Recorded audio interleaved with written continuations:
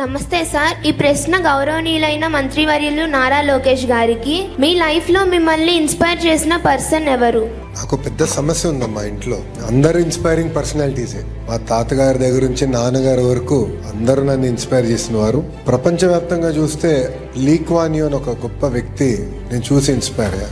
లీ కువాన్ you అనే వ్యక్తి Singapore, Malaysia నుంచి విడిపోయినప్పుడు ప్రధానమంత్రి అయ్యారు. ప్రధానమంత్రిగా ఒక మత్స్యకార గ్రామాన్ని ఈరోజు ఒక అగ్ర దేశానికి ఎట్లా తీర్చిదిద్దారు, సమాజంలో కావాల్సిన విలువలు అంటే అన్ని కులాలు మతాలకు చెందిన వారు కలిసికట్టుగా ఎలా ఉండాలి, సోషల్ హార్మనీ అనేది ఎలా ఏర్పడితే బాగుంటుందని ఆయన చేసి చూపించిన వారు.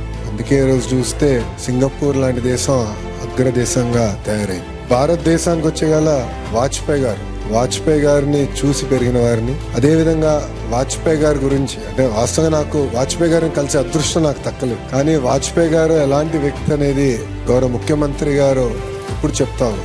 మొన్న కూడా ఉపరాష్ట్రపతి గారితో కూర్చుని మాడేటప్పుడు కూడా వాజ్పేయి గారి గొప్పతనం గురించి గౌరవ ముఖ్యమంత్రి గారు, ఉపరాష్ట్రపతి గారు చెప్తున్నారు. వాజ్పేయి గారిలో ఉన్న గొప్పతనం ఏంటంటే ప్రధానమంత్రిగా ఉన్నా కూడా ఒక వ్యక్తి లేదు సార్, మీరు తీసుకున్న నిర్ణయం ఒక్కసారి మళ్ళీ ఆలోచించండి అని చెప్తే ఆలోచించడానికి సిద్ధపడిన ఆయన తీసుకున్న నిర్ణయం 10 మందితో మాట్లాడి అది మళ్ళీ మార్చిన వ్యక్తి. అంటే ఒక ప్రధానమంత్రిగా చేసిన వ్యక్తి అలా ఆలోచించినప్పుడు మనందరం కూడా ఎంత ఆలోచించాలి అనేది నేను తెలుసుకుంటాం కూడా జరిగింది. సో దేశంలో వాజ్పేయి గారు, ప్రపంచవ్యాప్తంగా చూస్తే నాకు లీ కువాన్ యూ గారు ఒక ఆదర్శంగా నేను తీసుకుంటాను.